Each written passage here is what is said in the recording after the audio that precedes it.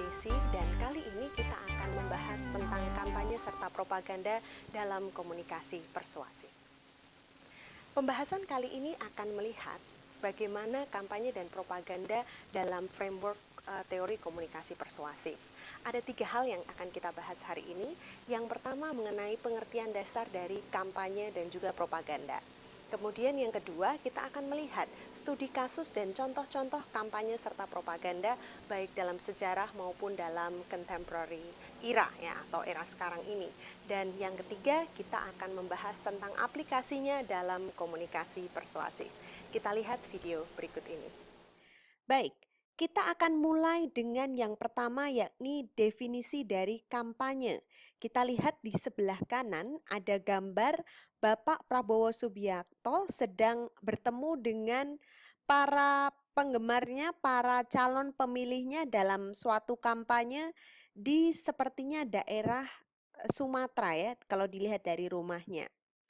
Tetapi dari gambar ini kita bisa melihat secara luas itu apa sih sebenarnya kampanye? Nah, ciri khasnya itu ada mobilisasi massa ya, ada banyak massa, ada banyak orang berkumpul di situ.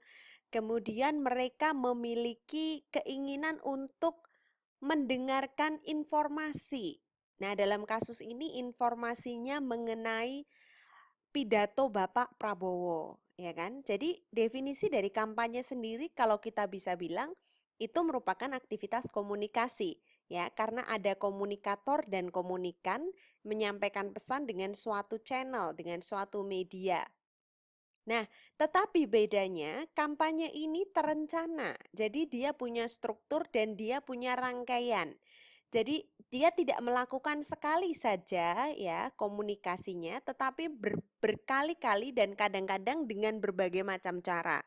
Kalau yang Prabowo ini kan komunikasi publik. Nah, nanti dia akan punya iklan, jadi pakai komunikasi massa, ya kan? Kemudian dia juga bahkan punya mungkin pendekatan personal, ya, datang ke rumah-rumah dan seterusnya. Jadi dia bentuknya terencana, terstruktur, dan ada rangkaiannya. Tetapi sebenarnya pesannya itu spesifik, ya. Pesannya itu adalah satu, pilih Prabowo, ya kan? Pesannya satu, tapi yang dia lakukan itu banyak dan berangkai. Tujuannya adalah untuk meyakinkan bisa, mendidik bisa, mempengaruhi, mengambil simpati atau mencapai suatu target tertentu, tergantung tujuan kampanyenya, ya. Tapi ini adalah kurang lebih tujuannya seperti ini. Yang kelima ya, periode. Nah, ini penting dalam kampanye. Jadi kampanye itu dia karena tadi dia bentuknya rangkaian, dia punya parameter dari sisi waktu. Ada periode khusus yang dipakai di situ. Ya. Dan kemudian ada khalayak khusus. Artinya di sini orang yang secara umur produktif dan dia boleh memilih. Itu khalayak khususnya.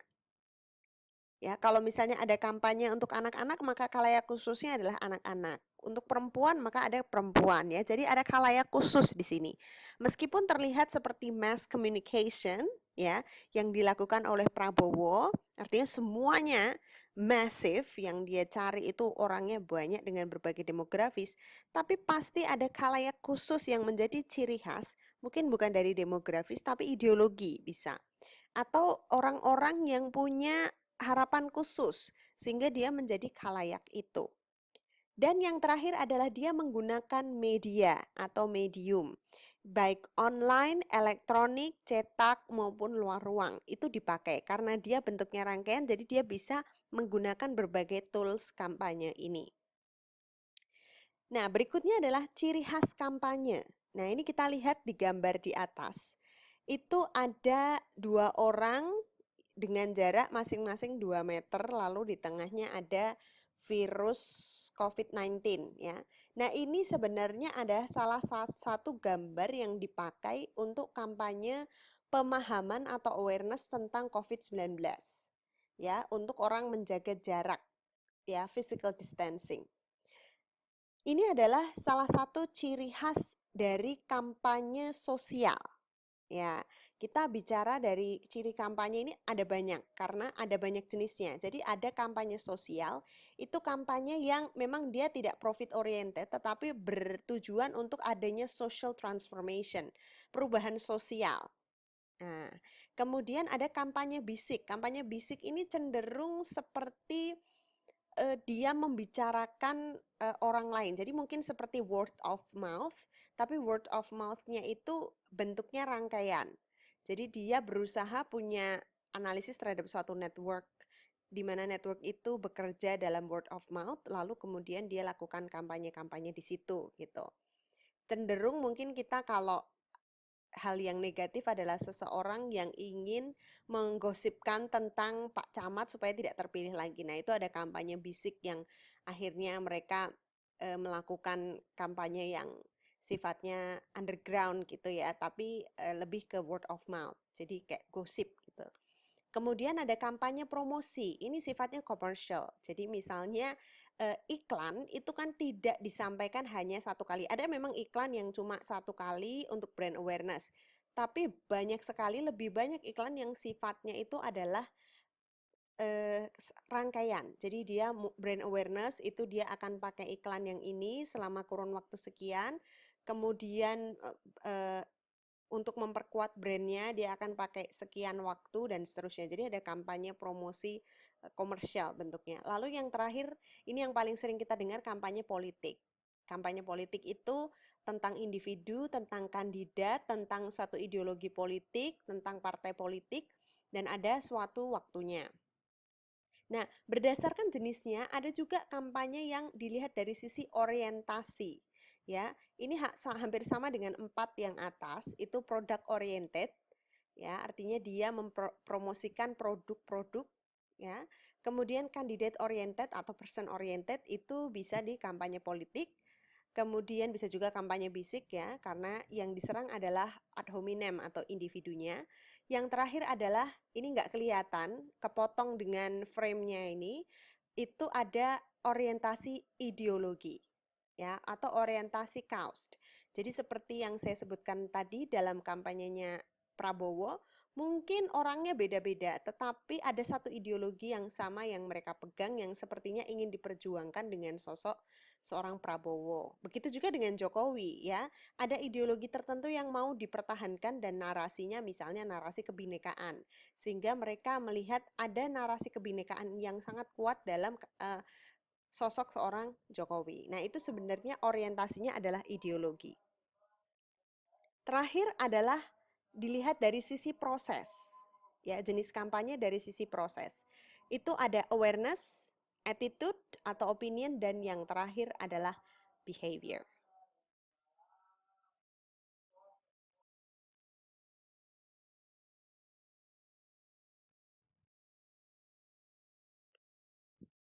Nah, berikutnya adalah definisi propaganda.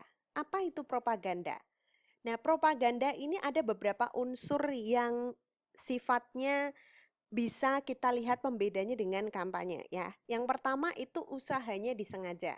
Artinya dia bukan, propaganda bukan suatu tindakan komunikasi yang unintended. It is intended gitu ya. Jadi ketika kita bicara, oh ini adalah suatu propaganda, berarti kita mengaccuse komunikatornya sengaja melakukan itu ya, ada unsur kesengajaan.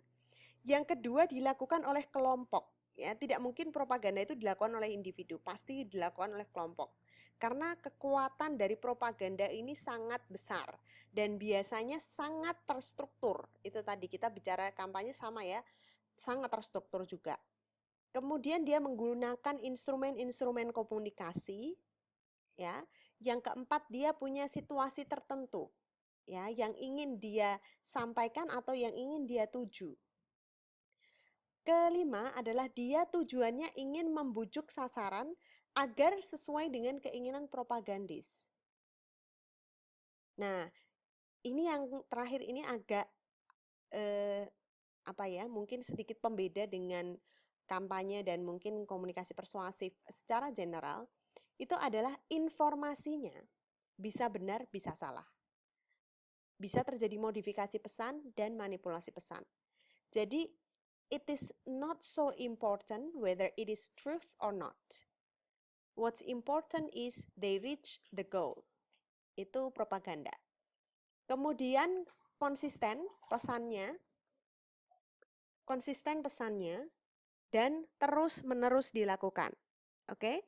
Nah, pesannya sendiri itu isinya apa sih? Isinya adalah doktrin, ide, gagasan, dan ideologi. Nah, ciri khas dari propaganda sendiri apa?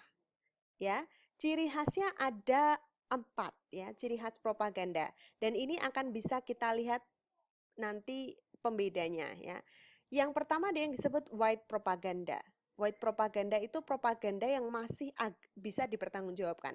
Ketika kita bicara kata propaganda mungkin persepsi kita negatif ya, tapi kalau kita bicara white propaganda itu masih bisa dipertanggungjawabkan. Misalnya, seperti propaganda tentang cinta terhadap bangsa, yang mana pesannya itu benar, pesannya tidak salah, tetapi memang dia gunakan untuk satu tujuan yang sifatnya kepentingan umum. Ya, misalnya white propaganda itu seperti contoh TVRI, ya kan? Zaman dulu TVRI selalu dipakai sebagai istilahnya propaganda terhadap program-program pemerintah. Dan sudah pasti TVRI itu tidak mungkin say no terhadap pemerintah atau mengkritik pemerintah, itu tidak mungkin. Nah, tetapi dalam konteks ini TVRI tidak dilihat sebagai suatu institusi yang jelek, hanya saja memang dia dibentuk untuk mempropagandakan atau menyampaikan pesan-pesan dari pemerintah. Itulah sebabnya media seperti TVRI tidak akan cukup karena kita butuh media pembanding. Nah, gitu. Yang kedua adalah black propaganda atau propaganda yang isinya belum tentu benar, kebanyakan underground, tidak dipertanggungjawabkan, tujuannya untuk menyerang. Itu black propaganda. Ya, misalnya seperti propaganda yang dilakukan oleh pada saat itu pemilihan presiden di Amerika Serikat ya, black propaganda, dan ini sebenarnya kalimatnya juga sebenarnya agak rasis ya, ketika kita bilang white maka itu bagus, ketika kita bilang black then it's bad gitu. Can you imagine kalau kata black propaganda kita bicarakan untuk orang-orang dengan kulit hitam, pasti mereka marah, why black is always considered dengan bad gitu ya. Nah, pada saat itu black propaganda ini dilakukan kepada Barack Obama ya, tentang apapun gitu. Jadi misalnya ada birth certificate dia yang ada tulisan agamanya dia waktu di Indonesia, nah itu disebar di mana-mana gitu ya. Itu semacam itu untuk memberikan pesan bahwa he's not American atau he's not the right president dan seterusnya. Jadi sifatnya memang menyerang. Nah, grey propaganda. Nah, grey propaganda ini dia sifatnya di tengah ya. Jadi memang dia rada-rada benar tapi juga kadang-kadang salah. Tetapi yang paling pasti grey propaganda ini dilakukan untuk dia membentuk pilihan si audiens agar dia bisa melihat audiens itu nggak terlalu condong gitu. Jadi dia sengaja memperlihatkan bahwa seolah dia itu juga nggak bener-bener banget, tapi di satu sisi untuk melihatkan kelemahannya, padahal sebenarnya dia bertujuan untuk kita mendukung dia, ya. Nah, contoh lain adalah rasio propaganda. Nah, rasio propaganda ini bersifat untuk menciptakan perpaduan atau kedamaian atau harmoni gitu ya, tujuannya itu. Jadi rasio itu cenderung positif, propaganda yang cenderung. Nah, kita lihat contohnya ya. Anda pernah belajar sejarah soal 3A, gerakan 3A, propaganda 3A. Nippon Cahaya Asia, Nippon Pelindung Asia, dan Nippon Pemimpin Asia ya, sebelum Jepang masuk mungkin sekitar tahun 1942. Nah, itu adalah semacam grey propaganda karena dia itu menunjukkan bahwa dia adalah seorang Allah baik, ya. Propagandanya baik, ya, bahwa saya adalah pelindung pemimpin, tapi what's inside the propaganda was bad, gitu. Jadi itu cenderung grey propaganda. Jadi grey propaganda tadi nggak kelihatan. Jadi kayaknya baik padahal sebenarnya enggak, atau kayaknya dia pro ini tapi sebenarnya enggak gitu. Jadi itu sebabnya dia disebut gray gitu. Nah, cahaya Asia dan seterusnya itu pada prakteknya tidak seperti itu. Ya, pada prakteknya tidak melindungi tapi mengeksploitasi. Pada harapannya itu cahaya, tetapi sebenarnya merupakan kegelapan gitu karena ada kolonialisme di situ. Nah, itu tadi adalah pengertian dasar. Saya harap teman-teman memahami betul apa yang membedakan antara kampanye dan propaganda. Berikutnya kita akan membahas mengenai studi kasus dan contoh-contoh dalam kampanye dan propaganda. Nah, sekarang kalau kita lihat kampanye, ya, saya menyebut di sini kampanye Yay.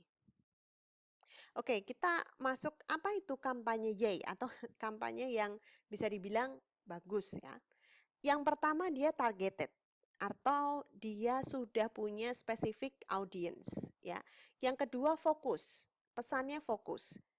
Ya, misalnya seperti di sebelah kiri, gambar di sebelah kiri, itu ada kampanye He for She, ya, kampanye yang diselenggarakan oleh United Nations untuk Women Solidarity Movement for Gender Equality. Nah, kampanye ini ditujukan kepada cowok, justru kepada pria, untuk menjadi bagian dari pergerakan gender equality. Karena orang melihat problem dari gerakan gender equality adalah karena gerakan ini dimotori oleh perempuan. Justru di sini problemnya, karena problem dari gender equality is in the man side. Ya kan? Jadi harusnya yang menggerakkan itu adalah laki-laki. Maka program ini digunakan untuk guide atau untuk mengarahkan laki-laki untuk terlibat secara aktif, dan it's okay to be feminist gitu ya sebagai laki-laki, untuk menunjukkan solidaritas mereka terhadap perempuan. Maka kata-katanya adalah he for she. Nah, program ini atau kampanye ini saya lihat cukup berhasil ya. Dia fokus, dia bisa diukur ya, kontennya juga it's a great content. Pada saat itu mereka menggunakan Emma Watson ya, Hermione Granger dalam Harry Potter. Nah, dan viral sekali videonya, mungkin bisa dicari ya. Video Emma Watson untuk He for She itu kontennya inspiratif banget ya. Dia ngomong soal bapaknya, bagaimana bapaknya is a feminist dan seterusnya. Jadi di sini mereka ingin menggaungkan supaya laki-laki itu jangan malu untuk memperjuangkan gender equality gitu ya. Kemudian message-nya juga simple, he for she. Simple, it's very simple. Nah, ini yang dimaksud dengan kampanye yang berhasil. Lalu memorable, ya, diingat oleh banyak orang. Profitable. Nah, profitable ini tidak harus melulu kita lihat dari sisi keuangan, tapi profitable juga bisa bagaimana social transformation terbentuk sehingga itu menjadikan sebuah profit. Lalu berikutnya, kampanye yang nay atau yang kurang oke gitu ya. Itu salah satunya targetnya kurang tepat. Misalnya dia tidak mempunyai target yang spesifik ya. Yang kedua kurang riset biasanya ya. Lalu matriks pengukurannya nggak tepat. Ini kurang tepat ini matriksnya. Kemudian pesannya salah. Nah, ini kadang-kadang terjadi kenapa sebuah pesan yang kontroversial itu justru backlashing the campaign, atau itu membuat kampanye jadi tidak bagus pesannya ya. Kemudian pesan dan pada waktu yang salah dalam perjalanan demografis targetnya. Artinya pesannya oke, tapi waktunya salah. Itu juga bisa terjadi. Atau waktu kampanyenya tidak cukup ya. Dan yang berikutnya adalah tidak memenuhi guideline tentang brand. Jadi brandnya apa, tapi yang dia sampaikan itu tidak sesuai dengan semangat brandnya gitu. Kemudian produknya juga sayangnya tidak memenuhi klaim dari yang mereka sampaikan. Misalnya produknya bilang no animal testing, ternyata klaimnya tidak benar. Diketahui bahwa produk itu melakukan tes terhadap hewan atau menggunakan hewan. Jadi tidak memenuhi klaimnya, akhirnya kampanyenya gagal. Nah, sekarang kita masuk ke gambar sebelah kiri. Ini adalah gambar Benetton sebagai salah satu. Benetton itu kan produk parfum ya. tapi dia selalu punya ads yang kadang bagus banget tentang diversity, tapi kadang kontroversial banget gitu. Jadi misalnya karena kontroversialnya mungkin kalau teman-teman sering dengar teorinya kan cognitive dissonance ya, terlalu dissonance buat kita gitu. Tapi ada juga yang bagus. Jadi dia tentang diversity, dia punya 3 gambar 3 jantung. Kemudian dia bilang ini jantung orang kulit putih, ini jantung orang Cina, sama ini jantung orang uh, kulit hitam misalnya atau orang Afrika. Jantungnya sama, gak ada bedanya gitu. Arti itu sebenarnya untuk menunjukkan diversity.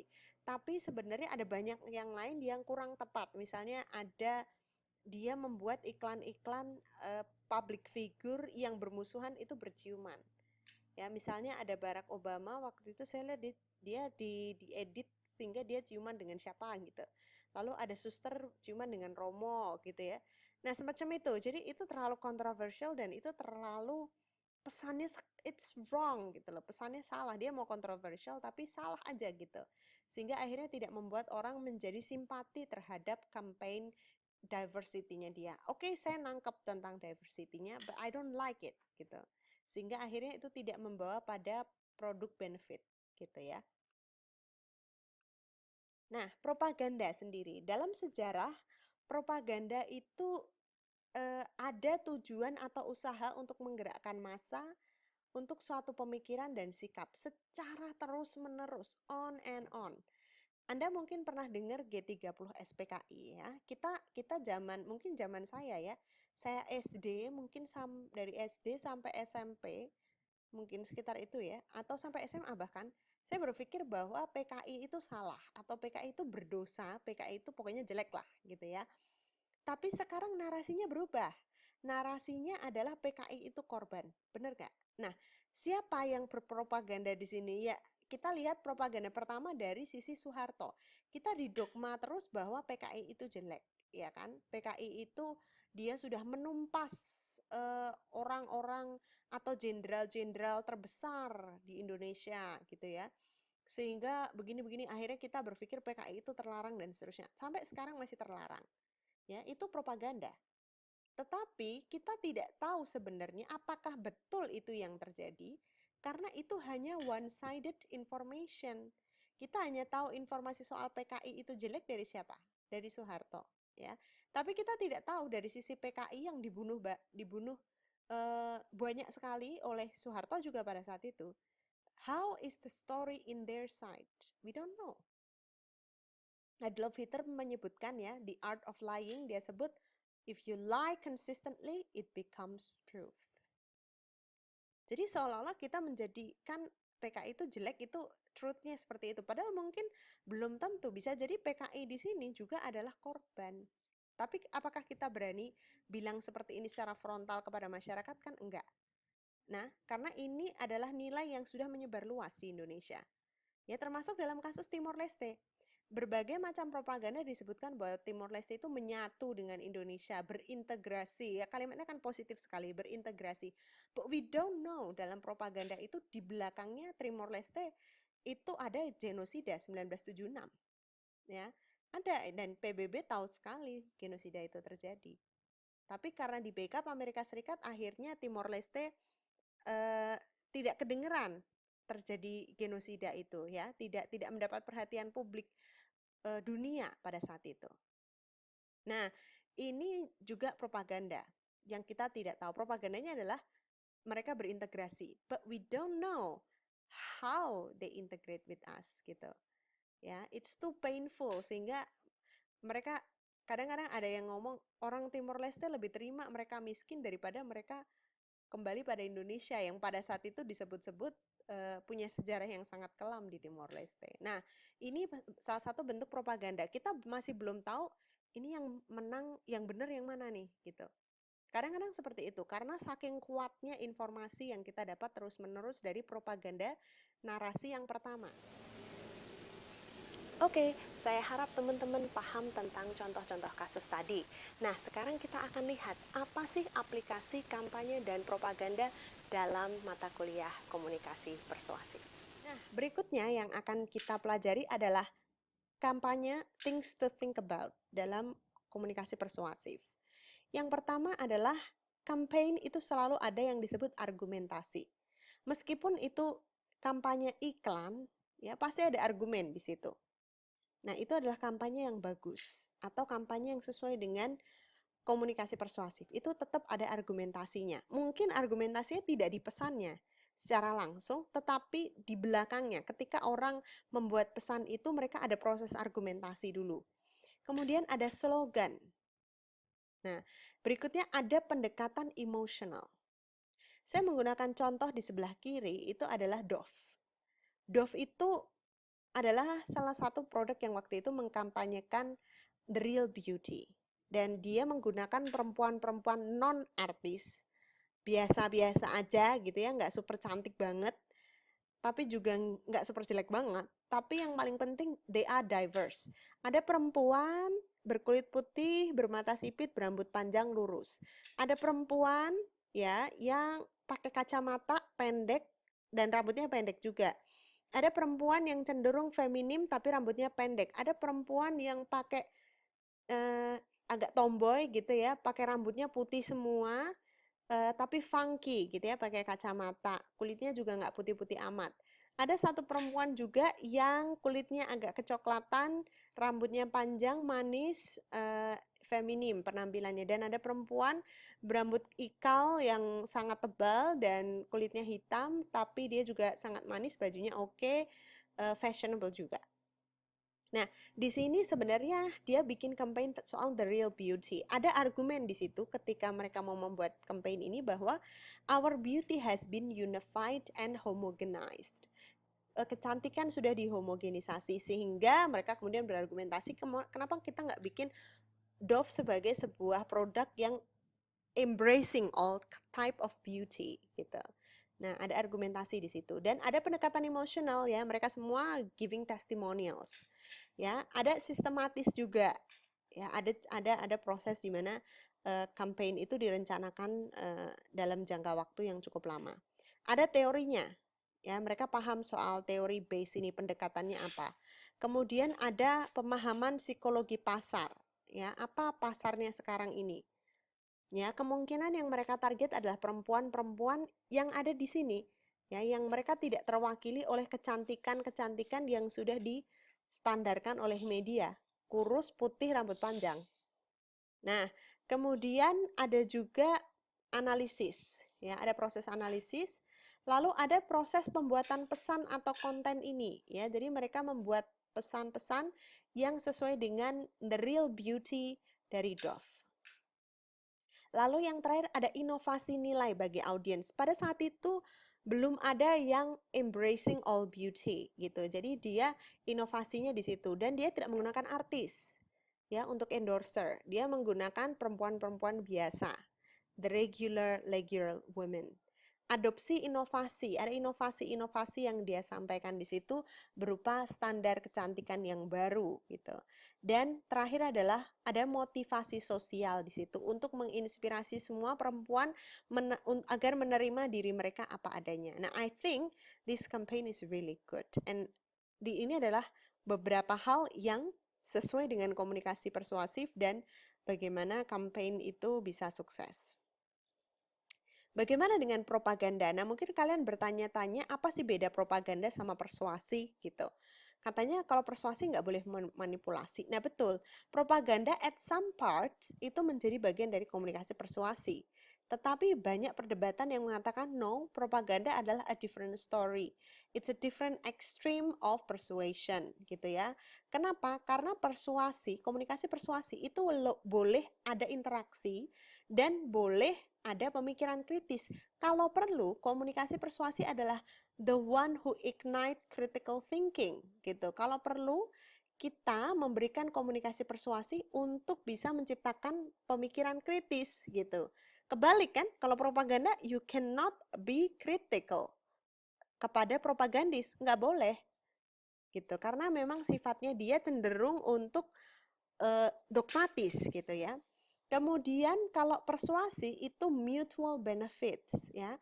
kalau kayak beauty standardnya si Dove tadi kan mutual benefit. Oke, saya membuat kamu nyaman dengan beauty standard yang sudah saya kampanyekan sehingga lebih luas, tetapi kamu juga beli produknya Dove gitu ya. Jadi ada mutual benefit. Nah, tetapi kalau propaganda bedanya dia enggak ya, dia lebih dogmatis, terus-menerus dan dia berusaha untuk membuat audiens percaya bahwa tidak ada alternatif story atau alternatif lain. Dan dia cenderung sangat berat sebelah. Artinya, keuntungan terbesar yang akan mendapatkan dari propaganda ini adalah the propagandist itself ya. Misalnya contoh ekstrimnya itu seperti Korea gitu ya, atau Hitler gitu ya, atau mungkin China sekarang gitu ya. Juga banyak negara-negara yang cenderung one sided ya, yang propagandis banget soal nasionalisme gitu ya. Nah, ini bedanya di situ dengan komunikasi persuasif. Jadi tetap ada unsur demokratiknya dalam komunikasi persuasif daripada propaganda. Itu bedanya. Baik teman-teman, saya harap teman-teman bisa memahami keseluruhan konsep dari kampanye dan propaganda. Sekarang kita akan membahas lebih jauh melalui diskusi, jadi jangan lupa untuk komentar di bawah ini, like dan subscribe video ini, serta selalu ikuti mata kuliah komunikasi persuasif melalui media online. Saya harap kita akan segera ketemu dalam kesempatan-kesempatan yang lebih langsung, komunikasi langsung, dan kita tunggu saja sampai COVID ini berakhir. Tapi kita tetap semangat. Salam tangguh. Sampai jumpa.